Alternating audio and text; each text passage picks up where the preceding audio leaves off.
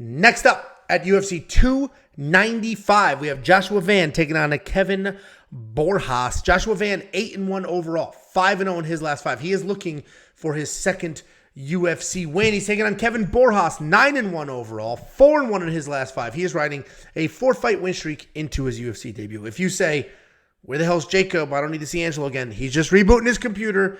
His audio was cutting out. He has spent the last 2 hours arguing with Amazon on a refund for like a $2,300 computer that didn't work. Anyway, this is another interesting fight, and maybe I'm not as confident as a lot of these people.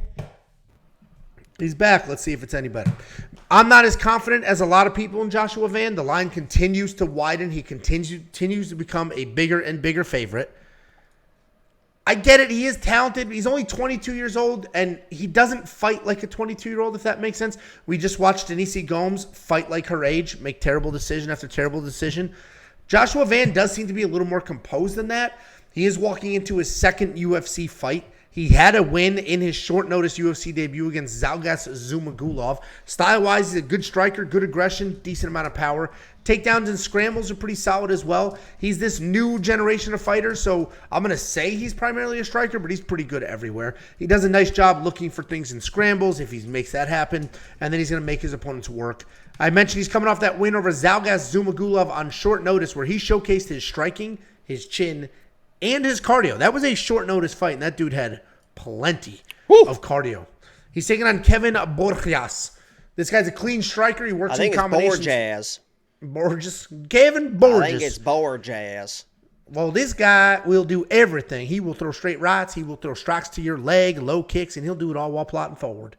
He can grapple if he needs to, and more often than not... Keep it going. I like it. I'm too good at it because I hear it all the time. You think that was good, huh? Redneck wife. Yeah, all right, let me finish. That was like cartoony. All right, you were like over the top.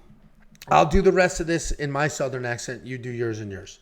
All right. And I have a lot more to overcome. I'm coming from the Northeast. You're coming from... I'm already locked in. No, see, that's cartoonish. And you're coming from... This ain't cartoonish. All right, shut up. I'm from southern Indiana. This is how they talk. Without the teeth, though. You can't make the weird whistle sounds because you have teeth. Fake, but they're there. Anyway. Imagine how everyone would be like, what the fuck? Yeah, like when Bisping finally popped his eye out. Anyway, Kevin, he can grapple if he needs to, but more often than not, he will actually let people stand up and avoid the ground completely. For the most part, he is a striker with very nice combinations and mid-level takedown defense. He's coming off a Contender Series win just last month and making his official UFC debut. And while I do love Kevin striking, Josh showed us how patient he can be. And what solid cardio he does have, I think Josh can remain patient, avoid the combinations, and actually work in his own takedowns. And Kevin will be the better striker, with Josh being the much better grappler. So Josh is going to go ahead and be my pick here, but I don't know if I'm liking these odds much at minus 225. So we'll see what happens. While ago, what do you think, Jakey boy? The key to that was slowing the pace. Yeah, and going up about 3 octaves. Like, yes, you talk like this. Aren't they very effeminate? Isn't that a thing? Oh, my God. I'm not doing the country. I mean, that was fucking... All right, just go. Do it normal. I will say this.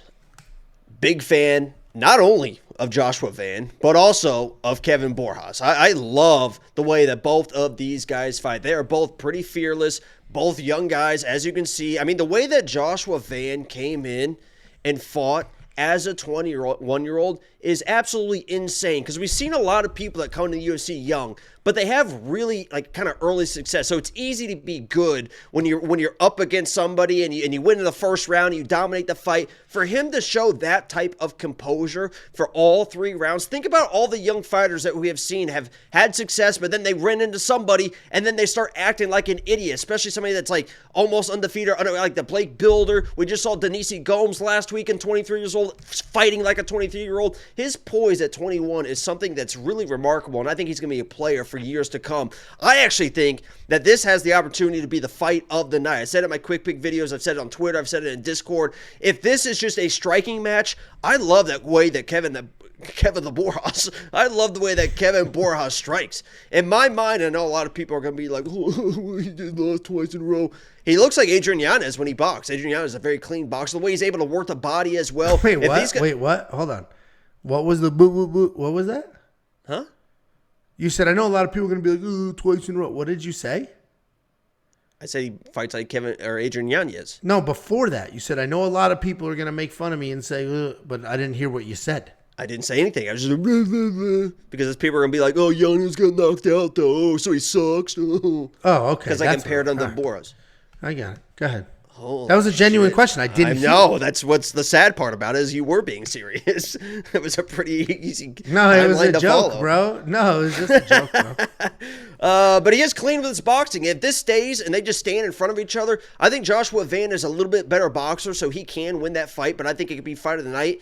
I also believe that Joshua Van is probably going to mix in some takedowns. We saw Kevin in that fight, his last fight, really kind of get exposed. Was his last fight? I think it was the last fight. Really kind of get exposed with the takedowns, being able to defend the takedowns. I think Joshua Van's going to mix it into the grappling. I think that's why people are so high on him. He can hang in the striking, and he definitely has a grappling advantage as well. So I'm actually pretty high on Joshua Van. I got a few plays on him. I think it's pretty good value. But if they just stand in front of each other, it could be a lot of fun, and Kevin can have some real success. There's a lot of people on this card that the general world is like positive are going to win. And they keep talking about this is so easy. This is so easy. These odds, what value? This is great. Joshua Van's one of them. Steve Urseg's another one. And I don't necessarily agree with those. Wider, a lot wider. Dude, I don't necessarily agree with any of those. I might honestly just put a parlay together and just call it the this is what the public says is going to happen parlay and just see. Because it's like, maybe I'm that wrong. We'll talk about it more when I get to Steve Urseg. Maybe I'm that wrong. Maybe I am. But, like, dude looks like a pizza delivery boy. Anyway. Who? $9,200, Steve Urseg. $9,200 for Joshua Van in DraftKings. Road's close. He's really find another way home. Road's close, pizza boy. Find another way home. Do you know what that is? No. Oh, man. That's really bad. I think it says, streets closed, pizza boy. Find another way home. What is it from? Give me a multiple choice. Well, I don't know if I you can do think about the multiple choice. No, it's gonna be pretty obvious no matter what I say just from that line. No, you could figure it out. Okay, let me. Okay. You think about it while I wrap this up. Okay. $9,200. Don't look at chat though. I won't. I don't pay attention to those people. $9,200 after they started calling me Humpty Dumpty. $9,200 for Joshua Van.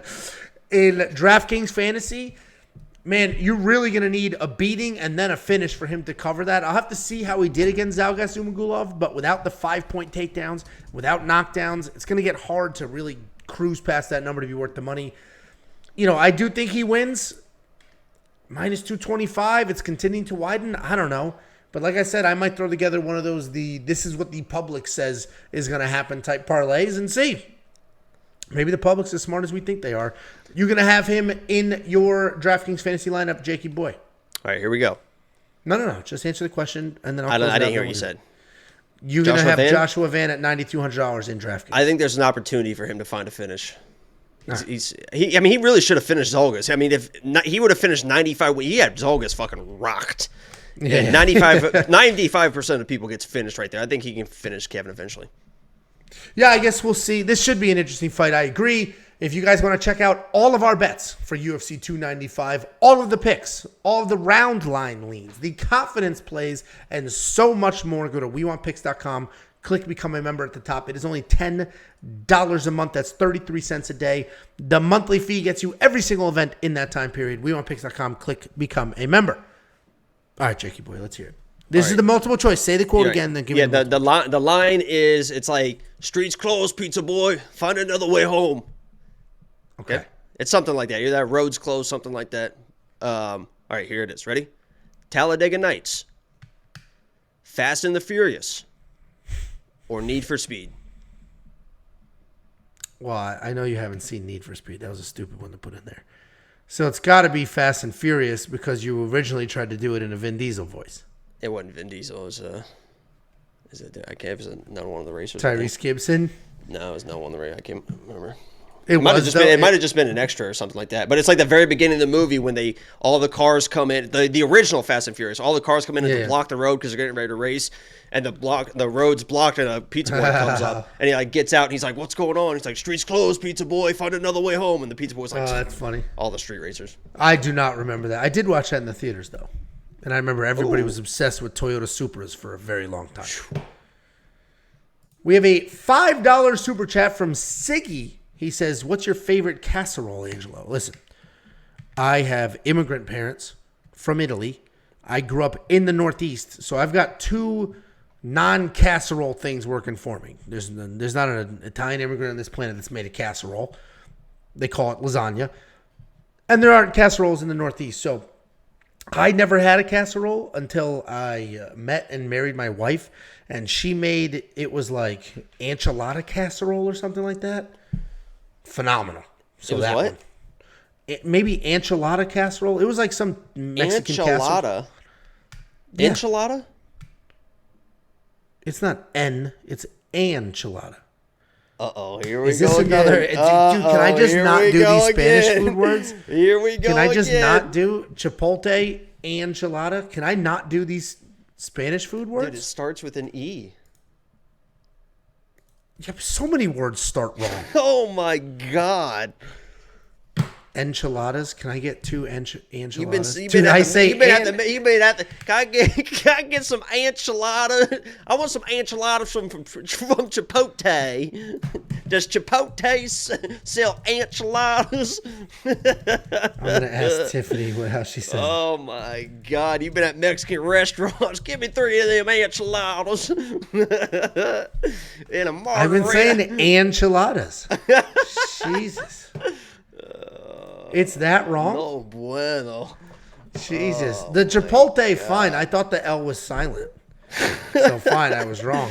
Give me that. You got any of them enchiladas? Let me got get any of them enchiladas? All right, well, whatever. Give me one of them chimichangas.